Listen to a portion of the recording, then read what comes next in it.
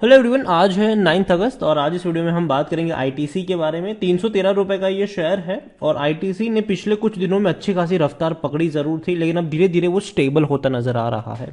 Video में हम discuss करेंगे कि आईटीसी में खरीदारी के क्या अभी भी मौके बन रहे हैं कि नहीं, और क्या फ्यूचर हो सकता है इस कंपनी का। तो वीडियो को शुरू करूं उससे पहले अगर आपने अभी तक चैनल को सब्सक्राइब नहीं किया है तो प्लीज अभी इसे सब्सक्राइब कर लीजिए, क्योंकि आगे भी बहुत सारे वीडियोस हैं जो आपको काफी ज्यादा हेल्प करेंगे। तो आईटीसी का शेयर 313 रुपए के आसपास ट्रेड कर रहा है और पिछले एक महीने में अगर हम देखें तो 6.5 से 7% की बढ़िया रफ्तार है। 290 से ये लगातार दौड़ रहा है। इवन पिछले एक साल की अगर हम बात करें तो पिछले एक साल में यहां पर 46% का ग्रोथ है। देखिए 200 रुपए के आसपास था, बाद में जो रफ्तार पकड़ी इसने वो भी ऐसे माहौल में जहां बाजार में गिरावट थी।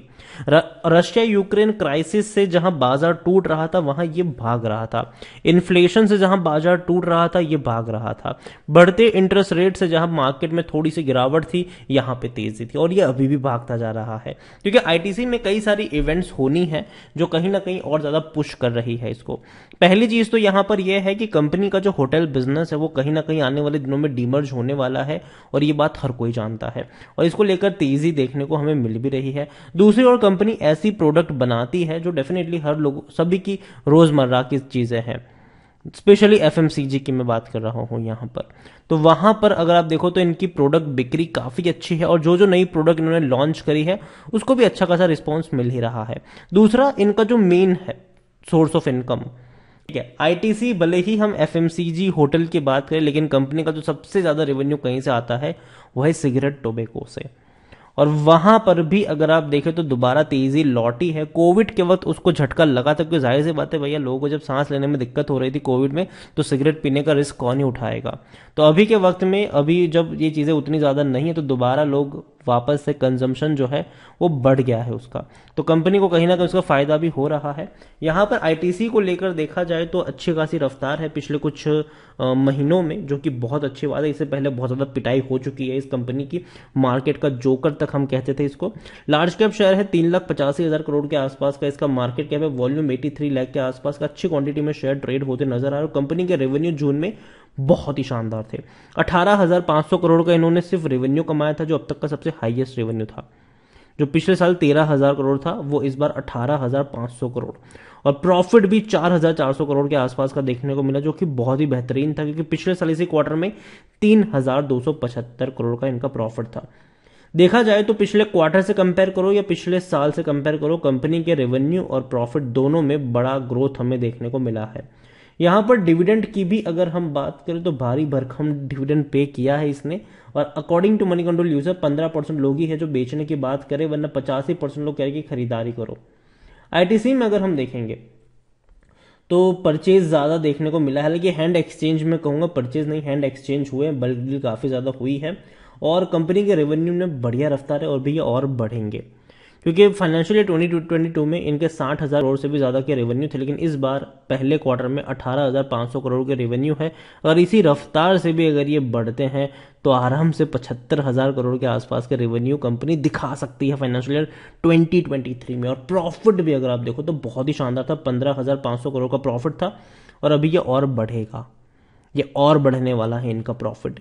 कंपनी की जो ऑलरेडी एग्जिस्टिंग प्रोडक्ट है वो तो अच्छी खासी कमाई कर ही रही, उसकी तो अच्छी खासी बिक्री है, लेकिन साथ ही साथ कंपनी ने और नई सारी प्रोडक्ट लॉन्च भी करी। इनकी ब्रांड्स अगर हम देखें, खास करके अगर हम एफएमसीजी में जाए तो भैया आशीर्वाद, सनफिस्ट, ये बहुत ज्यादा बिकने वाली ब्रांड है। Bingo definitely, Kitchen of India, Sunfeast Yippee noodles, B Natural juice की अगर हम बात करें, सनफिश मिल्क शेक, ये इन्होंने नया लॉन्च किया है, ठीक है। और डेफिनेटली जाहिर सी बात है इनकी जो रीच है वो छोटे मॉल से लेकर बड़े मतलब बड़े शहरों में इनके बड़े बड़े मॉल तक देखने को मिल जाती है। तो इनकी प्रोडक्ट आपको हर दुकानों की शेल्फ में आपको देखने को मिल ही जाती है। मिंटो, गम, कैंडी मैन, ये सारी छोटी छोटी चीजें हैं। गम ऑन, फेबल्स चॉकलेट, ये काफी बड़ी चीज है ये तो। सनबिन की बात करें, आईटीसी मास्टर शेफ की बात करें, यहां पर भी बहुत सारी चीजें हैं जो कंपनी बनाती है। फार्म लैंड की अगर आप बात करो तो भैया बहुत सारी इनकी प्रोडक्ट आपको बड़े मॉल में देखने को मिलेगी। फार्म लैंड की अगर मैं बात करूं यहाँ पर, सनराइज की अगर हम बात करें, मसाले की बहुत पुरानी ब्रांड थी जिसको आईटीसी ने खरीद लिया था।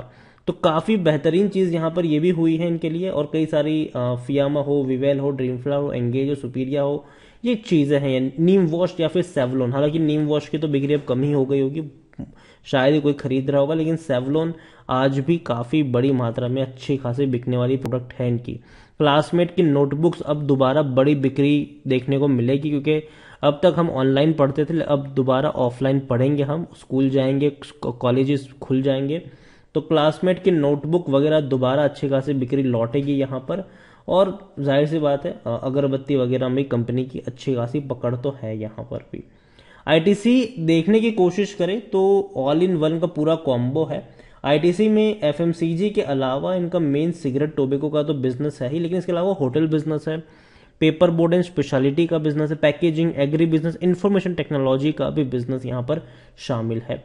तो कंपनी छोटी नहीं है, बहुत बड़ी कंपनी है, और आने वाले दिनों में ये एक्सपेक्ट किया जा रहा है कि सारे बिजनेसेस जो है वो डीमर्ज होते नजर आएंगे और इनके पास और दोबारा ये लिस्ट भी होंगे। तो जाहिर सी बात है एक बहुत ही बड़ा जो बेनिफिट है और लॉन्ग टर्म में भी हो सकता है।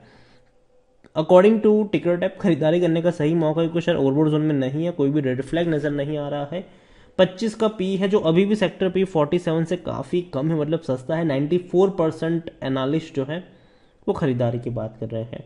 होल्डिंग की अगर मैं बात करूं, शेयर होल्डिंग की बात करूं तो प्रमोटर कोई है नहीं, लेकिन 10% की होल्डिंग म्यूचुअल फंड के पास है, 32.82% की होल्डिंग डोमेस्टिक इंस्टीट्यूशन के पास है, 12.68 एफआईएल्स के पास है, 44.50% की होल्डिंग रिटेल और अदर्स के पास है। उसमें से भी रिटेल इन्वेस्टर के पास 11.70% की होल्डिंग देखने को मिल रही है। देखो आईटीसी को लेकर अभी के लिए मैं एक ही चीज कहूंगा कि देखो ये कंपनी बर्बाद होने वाली नहीं है, लेकिन एक चीज साथ में ये भी नोट करने वाली है कि जब भी बड़ी रफ्तार पकड़ी है थोड़ा सा करेक्शन वाला मोड इसका हमेशा देखने को मिला है, या फिर कंसोलिडेशन वाला फेज हमें देखने को मिला है। आईटीसी में इतना कहूँ कि अगर आपने खरीदारी करी है तो बने रहिए, लॉन्ग टर्म में यहाँ पर फायदा जरूर है। पहला फायदा है यहाँ पर डिविडेंड से होने वाला फायदा। अगर हम डिविडेंड की बात करें तो पिछले 3 सालों में बेहतरीन डिविडेंड इसने पे किया है। 2022 में ऑलरेडी ये 11 रुपये 50 पैसे का डिविडेंड पे कर चुका है। 2021 में इसने 10 रुपये 75 पैसे का डिविडेंड पे किया था, 2020 में 10 रुपये 15 पैसे का, तो तकरीबन 32 रुपये तक का तो ये डिविडेंड पे कर ही चुका है। 3 सालों की मैं बात कर रहा हूँ यहाँ पर, और शेयर प्राइस में जो ग्रोथ आई वो अलग से। आईटीसी देखो नजर होनी चाहिए इस कंपनी के ऊपर, कई सारे इनके बिजनेसेस है और डेफिनेटली ये सारे बिजनेसेस लॉन्ग टर्म के लिए काफी अफलातुन साबित हो सकते हैं इनके लिए। और आने वाले दिनों में अगर डीमर्ज वाला प्रोसेस होता भी है तो ये बहुत अच्छी बात होगी यहाँ पर। तो आईटीसी खरीदारी करी है, बने रहो। फ्रेश बाइंग की जहां तक बात है, मैं ये कहूंगा कि ऐसी रफ्तार हमें पहले भी देखने को मिली थी। 2016 में अगर आप देखो तो शेयर 200 रुपये का ही था, उससे नीचे था ये, और ऐसी तेजी आई थी कि ये पहुंच गया था 334 के करीब, लेकिन उसके बाद करेक्शन भी हमें देखने को मिला था। तो अगेन यहाँ पर किसी एक लेवल पे बहुत सारे शेयर्स नहीं खरीदने चाहिए, थोड़ी सी क्वांटिटी आप ऐड कर सकते हो, और हर गिरावट में आप लॉन्ग टर्म के लिए एवरेज करते चले जाओ। कंपनी अच्छी है, बुरी नहीं है, लेकिन जब हाई पे बैठा हो तब थोड़ा सा रिस्क यहाँ पर जरूर रहता है। तो यही कहूंगा कि थोड़ा सा रिस्की है ये अभी इस लेवल पर, लेकिन अगर नीचे के लेवल पर मिलता है तो बिल्कुल भी रिस्क नहीं है। मेरी खुद में अगेन थोड़ा सा बायस हो जाएगा, लेकिन मेरा खुद का इन्वेस्टमेंट है आईटीसी में, लेकिन मेरी बाइंग प्राइस है वो 200 रुपए के आसपास है, और मैं लॉन्ग टर्म के लिए यहाँ पर बना रहूंगा। कम से कम मैं 5-6 साल का होराइजन लेके चल रहा हूँ आईटीसी में, तब तक के लिए मैं यहाँ से एग्जिट नहीं करने वाला हूँ। ये मेरा पर्सनल ओपिनियन है, आप अपने हिसाब से सोच सकते हैं। और अगेन नीचे के लेवल पर खरीदारी के मौके अगर मिलते हैं तो ही बाइंग करनी भी चाहिए, और ऊपर के लेवल पर अगर आप चाहो तो थोड़ी सी क्वांटिटी ऐड कर सकते हो। नीचे के लेवल पर ये सोच के ऐड करना कि आपको नीचे एवरेज करने की जरूरत पड़ेगी अगर मार्केट में गिरावट आती है तो। वीडियो को यहीं पे एंड करूंगा, पसंद आया हो तो लाइक कर, शेयर कर, चैनल अगर पहले बार आए हैं तो प्लीज सब्सक्राइब करें, और आईटीसी के बारे में आप क्या सोचते हैं वो भी आप मुझे कमेंट में लिखकर बता सकते हैं। Thank you.